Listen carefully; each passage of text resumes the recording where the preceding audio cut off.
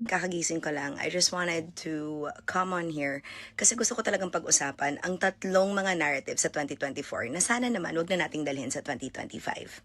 But again, I will not force you. I'm just simply calling out these narratives because it's kinda getting old and yung uso na to, hindi na talaga dapat siya ipapauso sa 2025.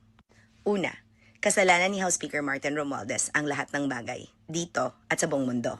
Lahat na lang talaga ng bagay ibiblame sa kanya, lalo na talaga pag hindi ito maganda. Kita nyo mga kababayan, totoo naman eh. Wala nang magawa, ginawang maganda, mabuti yung speaker. Pero sa totoo lang mga kababayan ha, huli ko na rin nalaman. Nako, puro para sa kapaboran ng mamamayang Pilipino. Yung alin, yung mga ginagawa ng leader dyan sa Kongreso. Ay kita nyo mga kababayan, nung una, nakikita ko at naririnig natin, no,